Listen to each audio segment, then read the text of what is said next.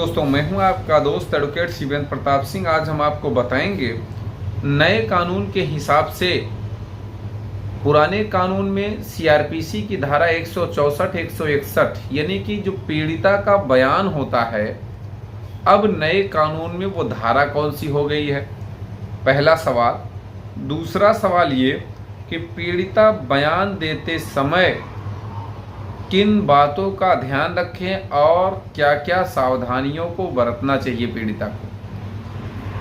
अक्सर ये कमेंट आता है कि आप वीडियो सिर्फ और सिर्फ लड़कों के फेवर में बनाते हैं, अभियुक्त के फेवर में बनाते हैं। तो आज मैं आपको बता रहा हूँ कि यह वीडियो सिर्फ और सिर्फ महिलाओं के लिए है, पीड़िताओं के लिए है, उनके हक की बात करता है।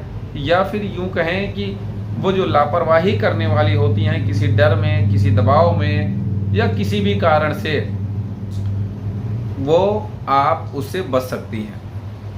तो वीडियो में अंत तक बने रहें।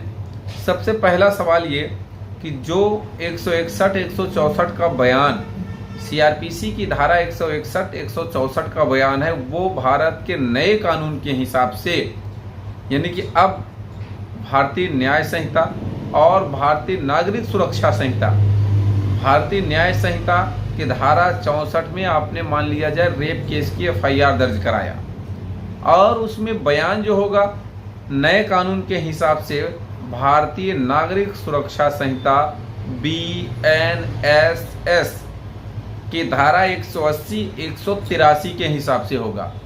यानी कि जो 164 का बयान है वो अब बन गया है 183 का बयान। अब सवाल इस बात का है कि बयान देते समय किन बातों का पीड़िता को ध्यान रखना चाहिए। कभी भी आप जब बयान देने जाएं तो ध्यान रखें कि आपको किसी भी व्यक्ति का डर, दबाव, लालच, पैसे की या कुछ भी आप कह लो, या शादी की बात अगर उसने करी है, कुछ भी हो जाए, बयान देते समय आप किसी भी व्यक्ति के डर में मत रहिए, ना पुलिस के डर में रहिए। कभी कभी पुलिस वाले ये कहते हैं लड़कों से पैसा लेकर, अभियुक्त के फेवर से पैसा लेकर कि बयान पीड़िता को समझाते हैं कोर्ट ले जाते समय या थाने में कि ये बयान नहीं दोगे तो तुम उल्टा जेल चली जाओगे। तो आपको बता दें ऐसा बिल्कुल भी नहीं होगा। जो मन में आए वो आप बयान दे सकती, कभी जेल नहीं होगी। दूसरी बात ये कि बयान अगर आपके साथ अपराध हुआ है तो अपराधी के खिलाफ ही होना चाहिए।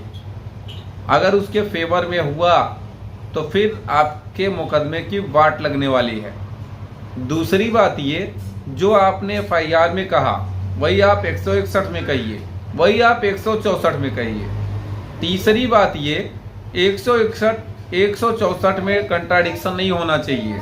चौथी बात ये, आपका 161 का बयान, 164 का बयान और एफआईआर मेडिकल एक दूसरे को सपोर्ट करने चाहिए, अर्थात डिले एफआईआर नहीं होनी चाहिए।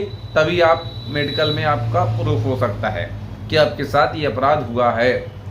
पांचवी बात, अगर पुलिस वालों ने आपको बरगलाया है, धमकाया है, दबाव बनाया है, तो ऐसी स्थिति में बयान देते समय आप पुलिस वालों को भी लपेट लें कि उन्होंने मुझे ये धमकी दी है, ये डर दिखाया है।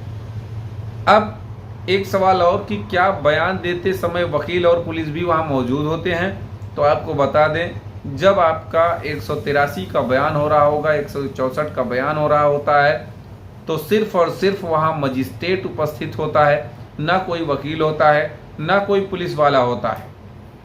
तो इसलिए डर दबाव में आकर बयान देना ये सरासर बेवकूफ़ी है। ये 5 बातों के अलावा छठवीं बात ध्यान रखें, कभी भी अगर आपने एफआईआर दर्ज कराया है रेप केस की, तो पीड़िता को ये चाहिए कि टाइम पे मेडिकल कराए।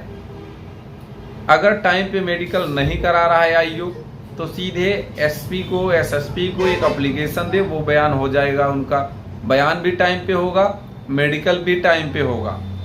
अगर बयान और मेडिकल टाइम पे नहीं हो रहा है, इसका मतलब आप समझो कि आपके केस में आईओ अर्थात विवेचक वो अभियुक्त के पक्ष में है, फेवर में है, उससे पैसे खा के बैठा है। तो अगर कोई सवाल शेष रह गया है तो स्क्रीन पर चल रहे नंबर पर फ़ोन करके भी आप जानकारी ले सकते हैं उम्मीद करता हूँ, आशा करता हूँ आज का यह वीडियो आपको बेहद पसंद आया होगा। अगर वीडियो पसंद आए तो वीडियो को लाइक करें, शेयर करें। यूट्यूब चैनल SP 72 कानून प्रयागराज को जरूर सब्सक्राइब करें।